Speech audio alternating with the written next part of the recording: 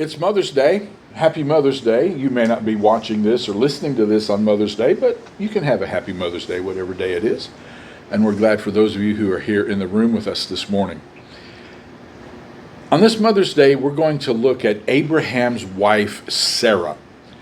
I believe that her life is an object lesson, not just for moms, but I think each of us, mother or not, married or single, male or female, we can learn from Sarah's life some important lessons on how we can live a life of faith. There are three different passages that we're going to look at today. You can download the notes. There's a link in the comment section that you can download and follow along with us, because the main verses I've put in the notes. But if you want to follow along with the context, we're going to be in Genesis 17, Genesis 18, and Genesis 21. The first thing that we can learn from Sarah is that she was a woman of faith. There's something about most human beings that I know that we need some sense of security in our lives. So imagine, put yourself in Sarah's sandals and imagine being married to Abram, and one day he comes home and he says, "We're moving." And she says, "Where are we going?" And he says, "Don't know for sure, someplace called Haran in Canaan." And she moves with him. And she has to leave her family and her friends and the security of the life she knew to go with him.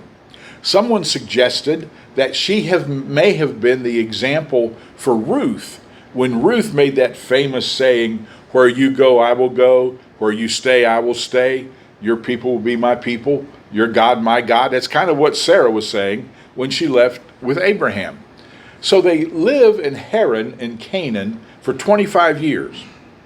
And then God calls Abraham again in Genesis chapter 12. Once again, they have that conversation. Sarah, we're moving. Where are we going this time? Honestly, honey, I don't know. God said, just take off and I'll tell you when we get there. And she goes with him. So, this is a lady that has demonstrated some faith. Now, she gets a lot of blame for what she did with Hagar, and we'll deal with that this morning. But let's first acknowledge that she was a woman of great faith. In fact, she's one of only two women mentioned by name in Hebrews 11, the great faith chapter. Now, the NIV has this as a note on the side. I don't know why. But Hebrews 11, verse 11 in the King James Version says, "Through faith also Sarah herself received strength to conceive seed and was delivered of a child when she was past age, because she judged him faithful who had promised." She had faith in God to keep his promise. In Genesis chapter 15, verse 4, God had told Abraham, "Your flesh and blood will be your heir." In chapter 17, you may have in your notes verse 15, "As for Sarah your wife, you are no longer to call her Sarah. Her name will be Sarah. I will bless her. I will give you a son by her. I will bless her so that she'll be the mother of nations. Kings of people will come from her." In chapter 18, verse 10, one of the angels said to Abraham, "I will surely return to you about this time next year, and Sarah, your wife, will have a son." Now, I'm going to mention this timeline a couple of times this morning because it's important. When we read the Bible, a lot of times we think, well, chapter 17 happened, and then a year later, chapter 18 happened, and then 6 months later, chapter 21 happened. Oh, no. When Genesis 18 happens, and Sarah hears she's going to give a son to Abraham, she was 89. And Abraham was 99. And the assumption is we are too old to have children. Probably a safe assumption, even in those days. Because verse 17 says Abraham fell down and laughed and said, am I going to be a father at 100 and Sarah at 90? What they're getting ready to learn is that God loves to just blow up our assumptions. We all have assumptions about how things are going to work out. God often puts them to the test. And when you find yourself kind of laughing and saying, yeah, right, God, that's going to happen, just remember Sarah's 90 and Abraham's 100 when Isaac is born to them. And so a word to moms, maybe you've been praying for a long time and the answer hasn't come yet. God's given you a promise, you haven't seen it fulfilled yet. Keep on praying, keep hanging in there. God takes his time, but he keeps his promise. And Sarah had the faith that God would keep his promise. But she learned some things you and I need to learn. She learned that God does not work within our time frame. We are such a microwave society. New watches nowadays, that don't have the stem where you can, I hate those things. Those digital watches, when the time changes, I can never figure out which push A and C and hold your tongue out to the left and, you can get it back an hour. Yeah, I think there were a couple that I probably paid $4 for that I just threw away. So, they'll be accurate again, when the time changes back, but I hate those things. But we are such a minute and second microwave society. God does not work within our time frame. God takes his time. Somebody said if you study scripture, God often refers to himself as a farmer. We deal in minutes and hours. God deals in seasons and sometimes in generations. But here's the thing. In Genesis 12, when the first promise came to Abraham that he was going to have a son and have this tremendous lineage, he was 75. Now in chapter 18, when the angel says this time next year you're going to have a child, he's 24 years older than that. It is just a staggering thing. Chapter 18 to chapter 12, a gap of 24 years. You can just read them in, 10 minutes. But 24 years happens between chapter 12 and chapter 18. So if you've been waiting for a long time for an answer, keep on waiting. Maybe you've waited longer than 24 years. I don't know. But Abraham and Sarah waited 24 years. So they learned that God does not work according to our time frame. They also learned that God's work is not tied to our own abilities. And that's what their immediate thought was. Abraham says, I'm too old. Sarah's too old. Sarah says, I'm too old. Abraham's too old. I love that phrase in chapter 18, verse 12. I'm worn out and my master is old. Well, the challenge that we humans have is we try to put our limitations onto God. We hear a promise and then we immediately try to figure out how we can make it work. I know a lot of moms who face that challenge, that God gives them a promise about a child or something, and they try to figure out, how am I going to make this work? How am I going to make this fit? We all are humans, and we all try to do that. We try to figure out how to do God's work for him according to our limitations. God's work is not noted or not tied to our own abilities. And third, Sarah teaches us that God can work through people who fail. Now, the devil will tell you that the reason you haven't gotten the promise yet is because you've not prayed enough, or you've not given enough, or you've not worked hard enough, or you weren't holy enough. And most moms I know blame themselves for the failures of our children. I will tell you that it is a miracle that I am sitting before you today. Because one day, when I was probably in 8th grade, I had done something that had disappointed my mom. And she said, where have I failed? And I said, would you like a list? It's a miracle I'm alive. Only the grace of God controlling my mom and dad. Am I here today? But most moms, they may have not used that phrase, but most moms I know, when their kids mess up, I made a mistake. I didn't teach them well. I didn't train them right. The reason this is because I didn't, So we need to understand that God can work through people who fail. Abraham was not perfect. Sarah was not perfect.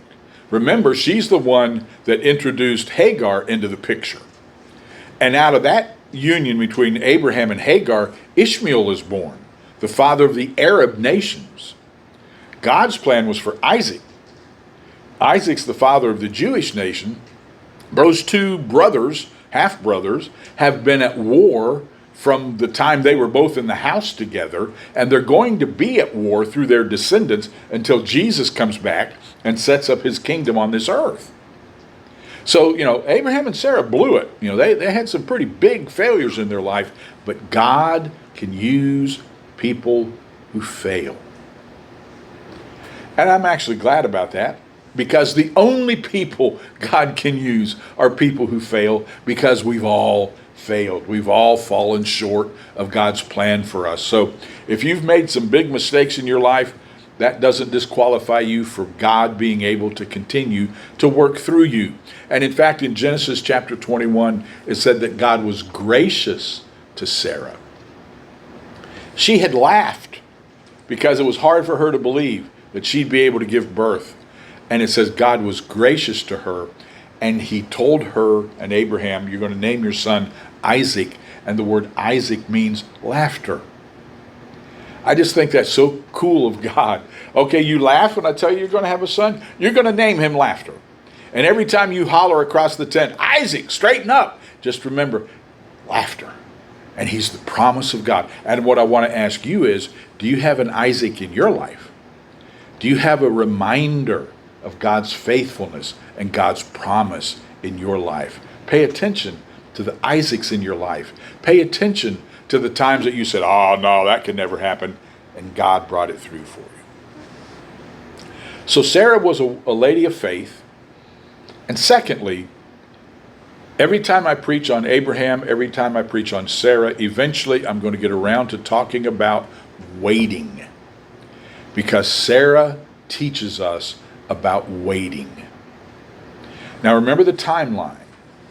When God calls them to go to Canaan, Abraham is 50 and Sarah is 40. When they leave Haran, and God gives them the promise of Genesis 12 that you're going to have a son, Abraham is 75 and Sarah is 65. And then in Genesis 16, after 10 years of negative pregnancy tests, Sarah says to Abraham, well, just go sleep with my servant Hagar. Maybe that's how God's going to give you a son. And the culture in that day allowed that to happen, that the woman of the house could give her servant to her husband if she were barren. And any child that was born from that union would be the legal heir.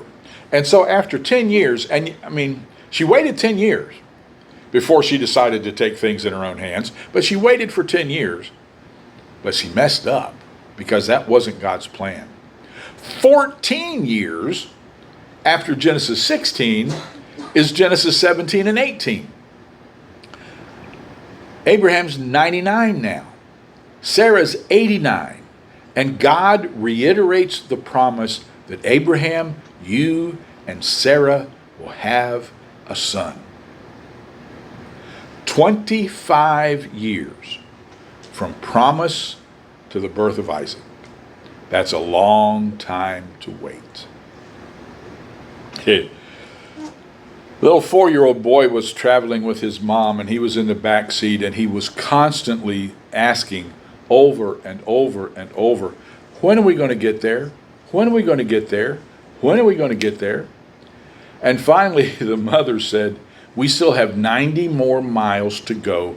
Don't ask me again when we're going to get there. Silence from the back seat. And then the little 4-year-old boy said, Mama, will I still be 4 when we get there? This week I felt like saying, God, will I still be 70 when I get an answer? We all understand waiting and how hard it is to wait. Waiting's difficult. Waiting is hard. We talked about the watch and minutes and seconds and all that. Some of y'all will have zero idea of what I'm talking to you about, but you can Google it and you'll find out I'm telling you the truth. Back in my day, if you wanted popcorn, you went to the store and you bought a bag of kernels. And then you went home and you put a pan on the stove and you put oil in it.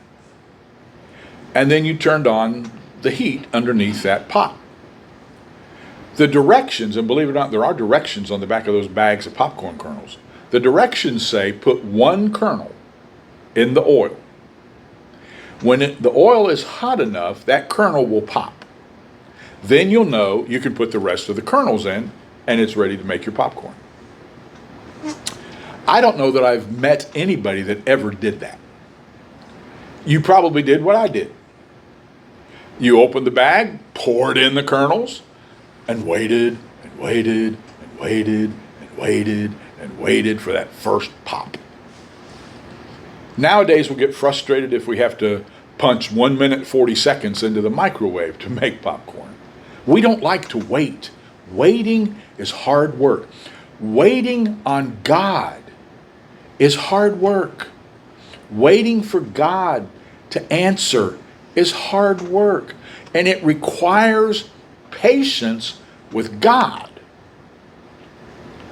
If you're living a life of faith, it requires patience with God. Because 2 Peter 3:8 says, a day with the Lord is as 1,000 years. And I'll be honest with you, I've prayed some prayers these last 3.5 months. Lord, could you give us some help in a few days? And I said, Lord, I'm not talking about those days as 1,000 years. I'm talking about 24-hour days. I can't wait 3,000 years. Waiting's hard, and it requires patience with God.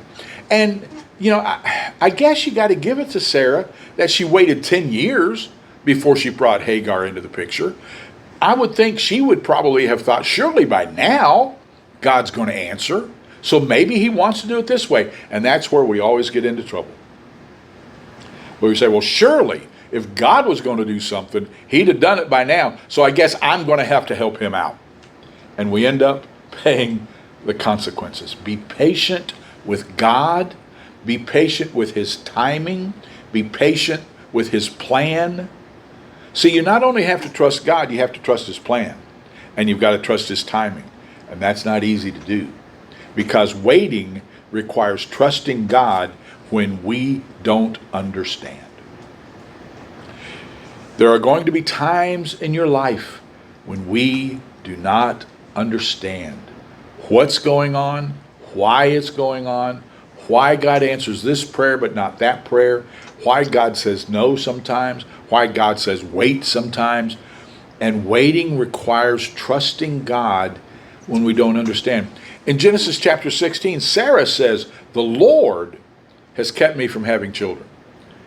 I've got this promise that we're going to have a child, but the Lord, it's like she's saying, I don't understand this.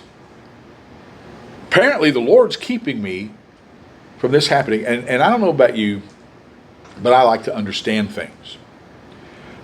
When I was, working out, in the secular world, I would tell my bosses, if you will tell me how what I'm doing fits into the picture, I can do a lot better job for you. If you, don't just tell me, go do this. Tell me, we need you to do this because by you doing this, then this can happen and this can happen and this can happen, and we can see this happening. If you don't do your part, then, none of it's going to happen.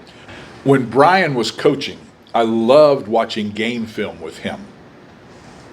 And one of the frustrations he had coaching high school kids was if they weren't, for instance, on a football play or on a basketball play, if they weren't going to get the ball, they didn't think what they were doing was important. And so he would have to show them the film. Say, see, number so-and-so, what your job on this play was to go down here 8 yards and cut to the left and then go straight down the field. That was your job. Yeah, but I wasn't going to get the ball. Yeah, but that was your job. Because see, if you did that, then this defensive player was going to cover you. And he was going to go with you, which meant that the receiver that's going this way is going to get covered by that guy, which means our guy is going to be wide open and we're going to have a big play. But because you thought, I'm not going to get the ball, so I'm not going to run my route, you just stood at the line of scrimmage. So the guy that we needed to leave, so the other guy would leave, just stood there, and everybody was in the way, and the play blew up. It's hard to get people to understand their role in things. And here's the thing about God. He frequently gives us direction without telling us, this is why I need you to do that. And what we have to learn to do is trust him even when we don't understand. The verses of Isaiah 55, 8 and 9 are just, they're kind of devastating to me.